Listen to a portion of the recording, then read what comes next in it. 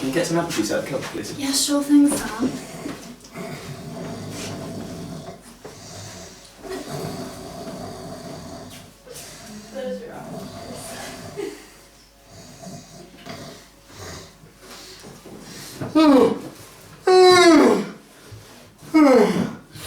Oh, what time is it? Shit! The video! Hello everyone, yes, long time no see, but I am back for another series of revision videos. Now, the last two series on molecular evolution seem to go down well and they really helped me with my revision, so hopefully these will as well. Now this term, it was a toss-up between marine parasite biology and this acquisition of behaviour. And I chose this, one, because I think it's the hardest, so I'm going to push myself a little bit in this series and attempt to explain some complex stuff, because basically that's what I'm doing this for, is to help me revise, hopefully you too. And the second reason is that I think more people are doing this module than the other two, so it's going to help more of you as well. So yes, all things are pointing towards this unit basically. And for the first episode we're going to be talking about, well, I've written the title on the board, it's called Cognition, Evolution and Behaviour. Now, hopefully by the end of the video we'll be able to link those three words together and explain what they mean. Now the word you're probably least familiar with on the board there is cognition. You may have heard of it before but not quite sure what it means. Well, cognition are the mechanisms that animals use to acquire, store, process and act on information. So it relates to a whole load of different mechanisms going on within animals. And it is the sum of all these individual cognitive processes which gives us our behaviour. So examples of these cognitive processes are perception, learning, decision making, memory, and these are all processes which we're going to cover in a lot more detail later on in the series. So all these things give us our behaviour.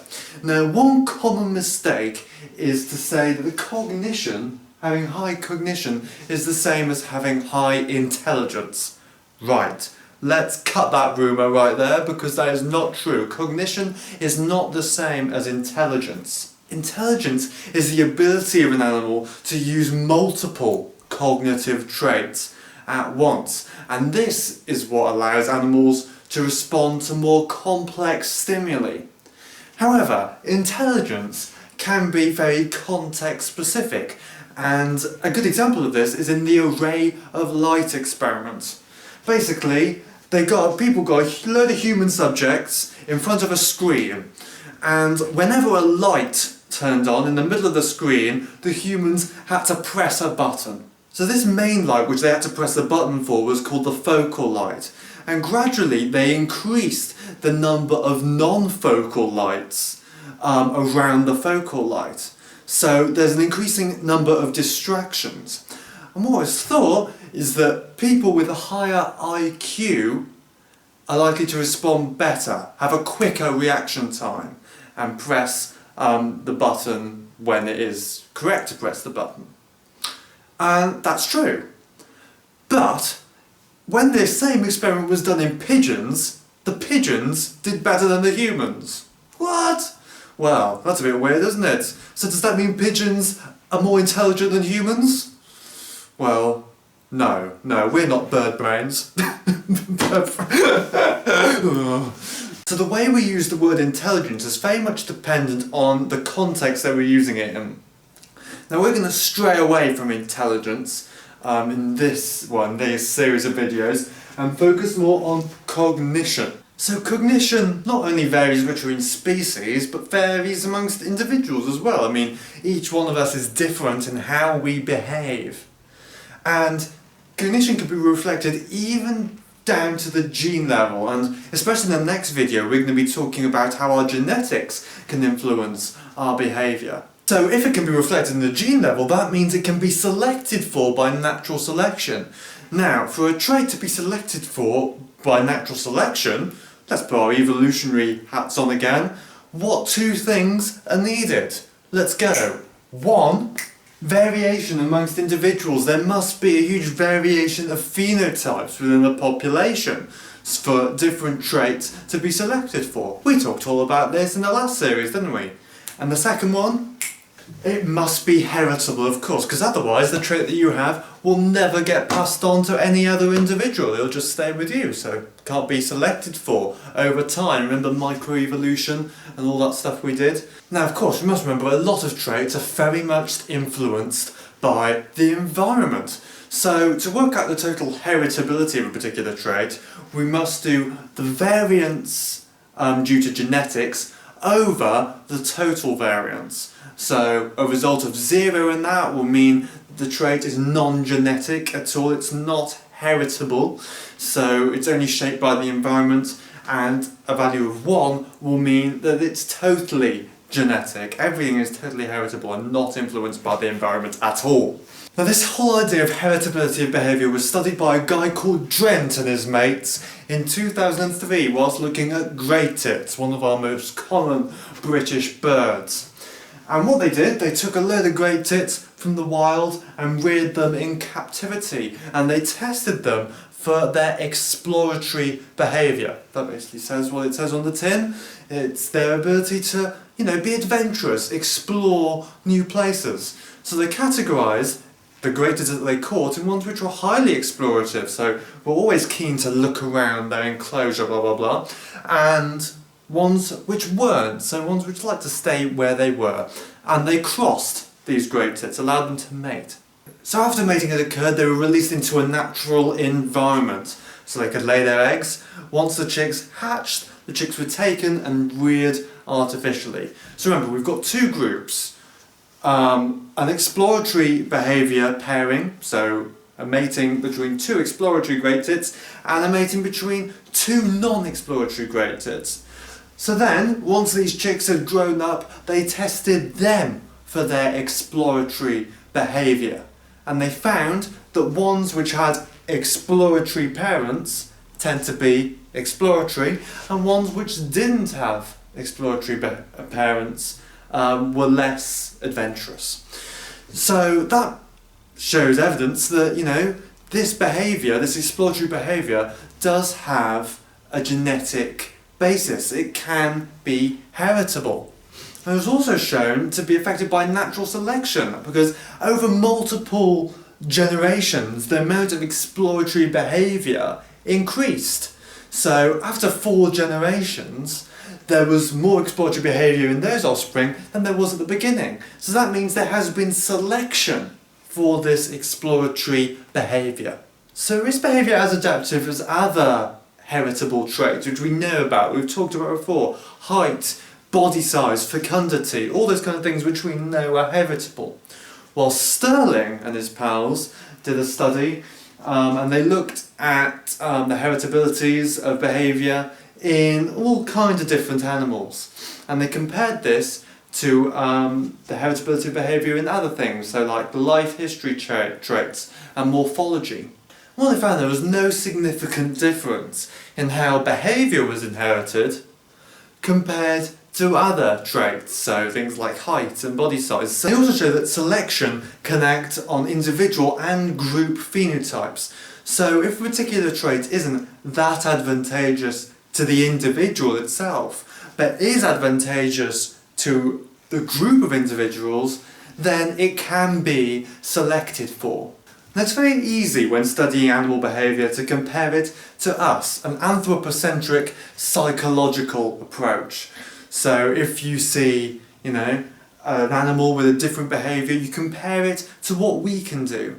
Well, that isn't the most efficient way of doing things, really. And the thing which prevents this is this idea of what's called Morgan's canon, which was devised a long time ago, back in 1894. And I'll read you the definition of what Morgan's canon is. So Morgan's canon, devised by Morgan, cool, fancy that, eh? Anyway, it states that we cannot attribute the trait of a specific behaviour to be a higher process if it can be explained by a lower process. So what does that mean then? It means that we can't attribute any behaviour to be caused by some highly complex mechanism, so for example reasoning, if it can also be explained by a lower, less complex mechanism, such as associative learning. So going back to that light array experiment, it could be due that the pigeons were pressing the right button because of associative learning rather than any reasoning involved, which is probably the reason why people with large IQs did the test better. So when looking at animal behaviour, the question we're always asking really is, why does an animal do that? And the real pioneer when it comes to studying behaviour, behavioural biology, was someone called Nico Tinbergen. So he was an ethologist, that's someone who studies behaviour, and he said that any aspect of behaviour in animals can be explained by asking 4 questions, and these are called Tinbergen's 4 whys. So what a good idea to go through them now, eh? So, numero uno, causation. So what causes an animal to produce that specific behaviour? What are the stimuli involved? And how can previous learning affect how we respond to a particular stimulus? 2. Development. So how does a behaviour change with age? What are the important life events in an organism's life which would allow this behaviour to develop? That sort of thing. Now these first 2 questions are what we call the proximate mechanisms, because these are the mechanisms which actually produce the behaviour. It's answering the question on how and how that behaviour occurs throughout an animal's life. 3 is adaptation. So how does that behaviour increase the animal's chance of survival and reproductive success? So basically we're talking about how does that behaviour increase its fitness. Remember fitness in the context that we talked about in the evolutionary series. And speaking of evolution, that's our last question, evolution. So how does this behaviour compare to other behaviours in related species? Can we build a phylogeny of when this behaviour first occurred? And these last 2 are called the ultimate mechanisms. So what is the overall result of that specific behaviour?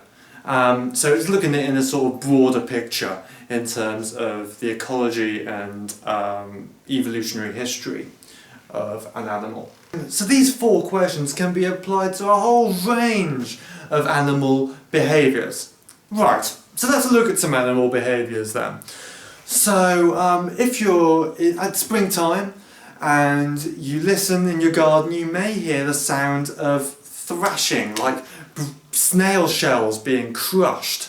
That's because that is the sound of snail shells being crushed. Song thrushes, and other thrushes, but mostly song thrushes because they're the most common, use anvils to break open snail shells so they can get at that juicy, delicious mollusk inside.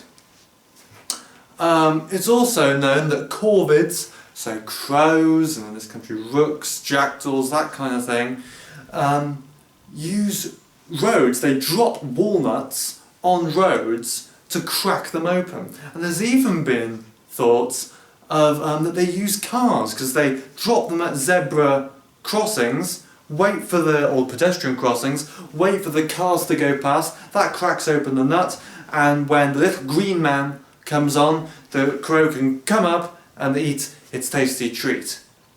So you can see how we can apply Tinbergen's 4 whys for us to discuss the causation, development, the adaptation benefit, and the evolution of this behaviour.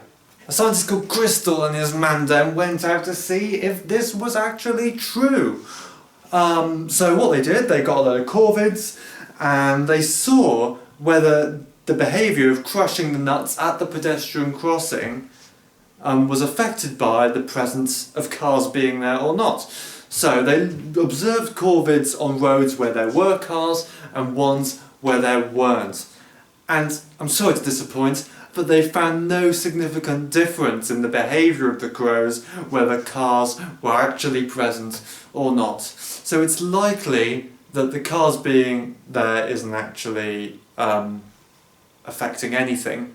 It's just that you're just using the roads by dropping the nut and then it'll crack the nut.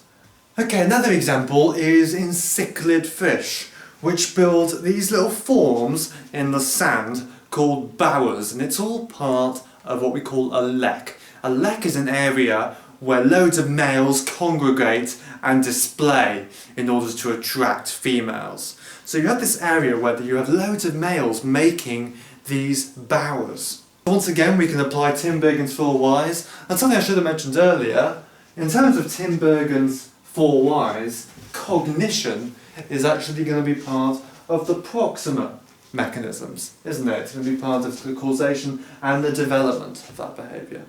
But anyway, going back to the cichlids, some work was actually done to see whether bower size was being selected for. So, do males which build bigger bowers have greater reproductive success? Do they attract more females? And no, it wasn't, is the basic answer. The reproductive success of the males was more to do with how much the male courted to the size of his bower. So you can see when looking at animal behaviour, we must avoid these anecdotes. I mean, it's probably an old wives' tale that, you know, birds drop nuts onto roads and use cars to crack them. Same thing with these cichlids. So only after doing detailed, proper experiments can we see why these behaviours actually exist and what they're doing it for, using Tinbergen's 4 whys. And it was found that bower size was more to do with male-male competition. So if you have a bigger bower which takes up more space, that's going to reduce the competition that male cichlid has with other males. So it's not like it's actually impressing the female at all. It's not like, oh, look, come here, look at the size of my bower. Actually, no, I won't do that. But no, it's just to, you know, get rid of the male lads off his patch, you know what I'm saying? So I guess you could say that the females are indirectly selecting males with bigger bowers, because ones with bigger bowers are more successful because they've fought off all the other competition.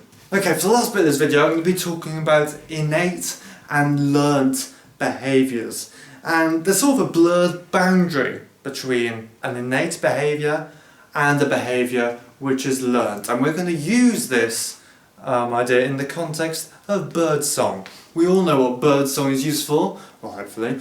It's, well, firstly, on a more basic level, it allows birds to detect other birds of its own species, so to identify conspecifics. Also used to attract mates, particularly in the spring, dawn chorus, to go out and see it, wonderful thing.